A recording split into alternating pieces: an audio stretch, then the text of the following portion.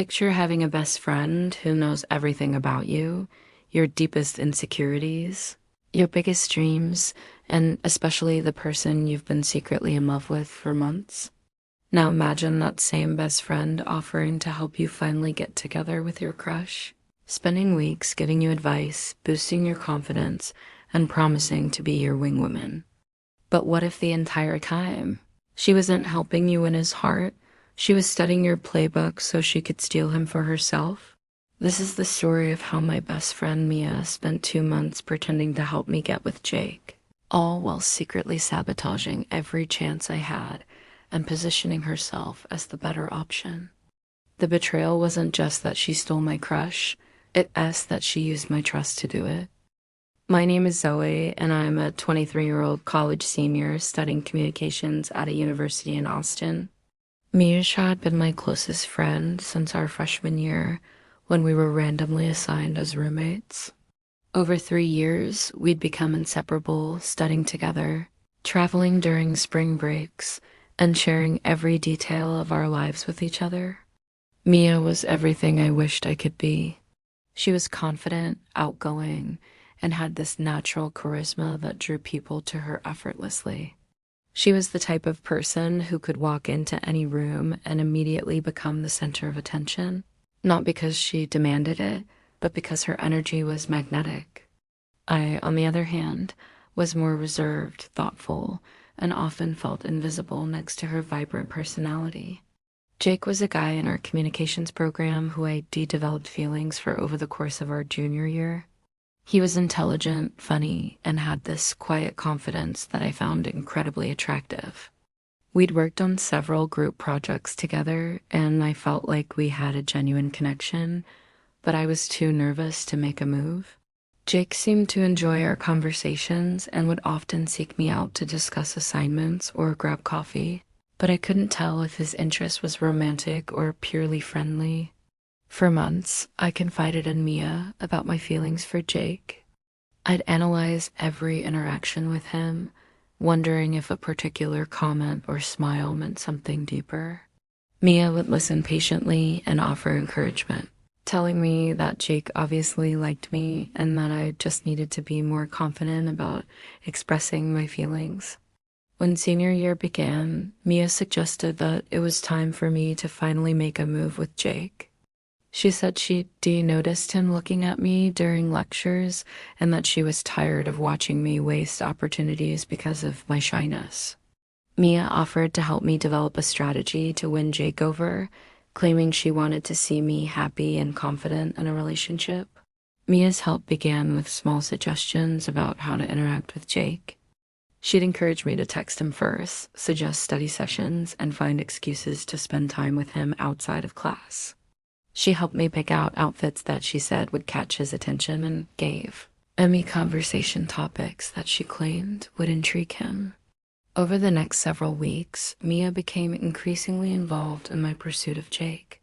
She'd offer to include him in group activities we were planning, saying it would give me more opportunities to connect with him in relaxed settings. She'd analyze his social media posts with me, helping me craft comments that she said would show my interest without being too obvious. What struck me as odd, but which I attributed to her helpful nature, was how interested Mia seemed in every detail about Jake. She'd ask probing questions about our conversations, want to know exactly what he'd said and how he'd said it, and seemed genuinely invested in understanding his personality and preferences. About a month into Mia's coaching, I started noticing changes in our dynamic that made me uncomfortable, though I couldn't initially pinpoint why. Mia began inserting herself more directly into my interactions with Jake, often joining us when we were supposed to have one-on-one study sessions or group conversations. When I'd mentioned plans to grab coffee with Jake, Mia would suggest making it a group outing and invite herself along. She'd say things like it would be less pressure for me and that having a friend there would help me feel more relaxed. At the time, her reasoning seemed supportive, but looking back, I realized she was systematically preventing Jake and me from having private moments together. During these group interactions, I began to notice that Mia dominated conversations with Jake in ways that felt competitive rather than supportive.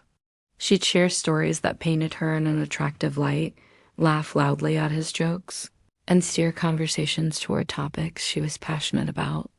When I'd try to contribute to their discussions, she'd either talk over me or redirect the conversation back to herself. More troubling was how Mia began to subtly undermine my confidence. She'd make comments about my appearance or personality that were framed as helpful observations but left me feeling insecure. She'd say things like Jake probably preferred girls who were more outgoing, or that I should try to be funnier because guys like Jake appreciated humor. These comments made me second guess myself and feel like I needed to change fundamental aspects of who I was to be worthy of Jake's attention. I also started noticing that Mia would give me advice that seemed designed to make me appear desperate or overly eager. She'd encourage me to text Jake frequently, suggest grand romantic gestures that felt out of character for me, and push me to be more physically affectionate in ways that made me uncomfortable. When these approaches didn't yield the results I hoped for, Mia would console me by saying that maybe Jake wasn't ready for a serious relationship. The most suspicious behavior was how Mia began reaching out to Jake independently of our group activities. She'd text him about class assignments, ask for his opinion on various topics, and gradually established her own relationship with him that didn't include me. When I questioned why she was communicating with him so much, she'd say she was gathering intelligence for my benefit, learning more about his interests so she could help me connect with him better. About 6 weeks into this process, I noticed that Jake's behavior toward me was changing, but not in the way I'd hoped. Instead of becoming more interested and attentive, he seemed to be pulling back. Our conversations became shorter and more superficial. He stopped seeking me out between classes, and he seemed distracted when we did interact. When I expressed my concerns to Mia, she suggested that maybe Jake was overwhelmed by my attention and that I should give him some space. She recommended that I pull back and let him come to me, advice that felt counterintuitive to everything else she'd been encouraging me to do. But I trusted her judgment and followed her suggestion, effectively removing myself from Jake's social circle just when Mia was becoming more involved in it. During this period of me giving Jake space, Mia continued to spend time with him, ostensibly to monitor the situation and report back to me. She'd tell me about their interactions, claiming she was keeping an eye on his mood and trying to gauge whether he missed my presence. But her reports always seemed to suggest that Jake was doing fine without me and that maybe I should continue giving him time to realize what he was missing. The breaking point came when I discovered that Mia had been sharing personal information about me with Jake, not flattering details that might endear me to him, but embarrassing stories and insecurities that I'd shared with her in confidence.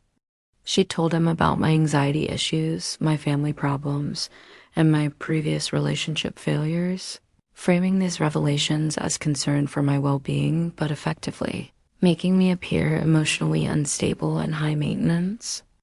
The devastating truth came out during what should have been a celebration. Our communications program was hosting an end-of-semester party, and I was excited because I'd decided it was finally time to tell Jake how I felt about him. I'd spent weeks building up the courage, and Mia had been encouraging me to make this grand gesture to win him over once and for all. I arrived at the party early, dressed in an outfit Mia had helped me choose, feeling more confident than I had in months. I prepared what I was going to say to Jake, and Mia had assured me that tonight would be the night everything changed between us. She said she had a good feeling about it, and that all her behind-the-scenes work was finally going to pay off. But when Jake arrived at the party, he wasn't alone. He walked in holding hands with Mia, both of them glowing with the unmistakable energy of a new couple. They were laughing together, sharing inside jokes, and displaying the kind of easy intimacy that I'd been longing to have with him for almost a year. The sight of them together hit me like a physical blow, But the real devastation came when I realized this wasn't a spontaneous development. From their body language and the way they interacted, it was clear they'd been together for a while. This wasn't a first date or a sudden realization of mutual attraction. This was an established relationship that had been developing while Mia was supposedly helping me win Jake S. heart. As I stood there watching my best friend with the person I'd been in love with, the pieces of the past 2 months suddenly fell into place. Mia hadn't been helping me get together with Jake. She'd been systematically sabotaging my chances while positioning herself as the better option. Every piece of advice she'd given me was designed to make me appear desperate, insecure, or incompatible with Jake, while her own interactions with him showcased her confidence, humor, and desirability. The personal information she'd shared about me wasn't meant to help Jake understand me better. It was meant to make him see me as damaged goods. While she presented herself as emotionally stable and drama-free, the space she'd encouraged me to give Jake wasn't about letting him miss me. It was about giving her unrestricted access to build a relationship with him without my interference. When our eyes met across the room, Mia had the decency to look guilty, but Jake seemed confused by my obvious distress. It became clear that he had no idea about my feelings for him or the role Mia was supposed to be playing in helping us get together. From his perspective, Mia was just a friend who'd become something more, while I was probably just someone he'd worked with on class projects. The most crushing realization was that Jake had never actually been interested in me romantically. All those moments I'd thought we were connecting, all those conversations I'd analyzed with Mia for deeper meaning, they'd been entirely one-sided. Mia had known this from the beginning and had used my delusion to manipulate both Jake and me for her own benefit.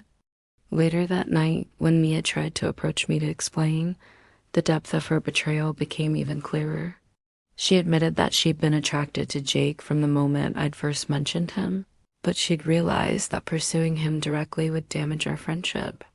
Instead, she decided to use my crush as a way to get close to him while making me appear unsuitable as a romantic partner.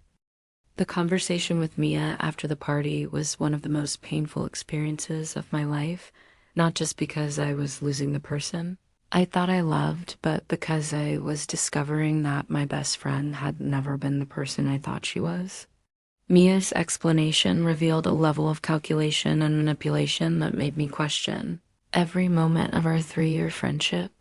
She tried to justify her actions by saying she genuinely wanted to help me at first, but I realized that Jake and I weren't compatible.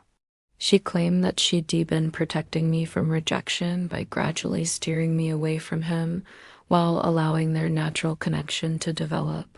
In her mind, she was sparing me the pain of being directly rejected while finding happiness for herself. But the more she explained, the clearer it became that there had been nothing natural about her relationship with Jake. She had systematically used the information I'd shared about my feelings to create opportunities for herself while sabotaging mine. She studied what I found attractive about Jake and positioned herself to embody those qualities while highlighting my insecurities and flaws. The betrayal went beyond romantic disappointment. Mia had violated the fundamental trust that friendship is built on, using my vulnerabilities as weapons against me while pretending to be my biggest supporter. She'd listened to my hopes and fears not as a friend, but as someone gathering intelligence to use against me. What hurt almost as much as losing Jake was realizing that I'd spent 2 months doubting myself, questioning my worth, and believing I needed to change fundamental aspects of my personality because Mia had been deliberately undermining my confidence. The anxiety and self-doubt I experienced weren't natural responses to romantic uncertainty. They were the result of psychological manipulation by someone I trusted completely. The aftermath of this betrayal taught me important lessons about friendship and self-worth that I wish I learned earlier. I realized that real friends don't compete with you for romantic interests, and they certainly don't use your vulnerabilities to gain advantages over you. Genuine support builds your confidence rather than systematically destroying it. I also learned to recognize the difference between helpful advice and manipulative guidance. Real friends want to see you succeed as yourself, not change you into someone else or sabotage your efforts while pretending to help. When someone consistently gives you advice that makes you feel worse about yourself or damages your chances of achieving your goals, their motives might not be as pure as they claim. The experience fundamentally changed how I approach both friendships and romantic relationships. I learned to trust my instincts when something feels wrong, even if I can't immediately articulate what that something is. Those moments of discomfort I felt when Mia was supposedly helping me weren't paranoia or insecurity. They were my intuition recognizing manipulation that my conscious mind was unready to acknowledge. Most importantly, I learned that my worth as a person and as a romantic partner isn't determined by someone else's opinion or choice. Jake's lack of interest in me wasn't a reflection of my inadequacy. It was simply incompatibility. Mia's betrayal wasn't evidence that I was unworthy of loyalty. It was evidence of her character, not mine. 3 years later, I am grateful for that painful experience because it taught me to value authentic relationships and to recognize red flags in both friendships and romantic situations. I learned that the right person will be attracted to who you actually are, not who you think you need to become to be worthy of love. The question that haunts me isn't why Mia betrayed me. People are capable of prioritizing their own desires over others' well-being, even when those others are supposed to be their closest friends. The question is how many other people are receiving help from friends who are actually working against them. If someone in your life consistently gives you advice that makes you doubt yourself, question your worth, or change fundamental aspects of your personality, ask yourself whether their guidance is truly in your best interest. Sometimes the people who claim to want the best for you are actually working to ensure you don't get it, especially when getting it might interfere with what they want for themselves. Real friends celebrate your successes, build your confidence, and support your authentic self. Anyone who does otherwise isn't actually your friend, no matter how long you've known them or how much you've shared together.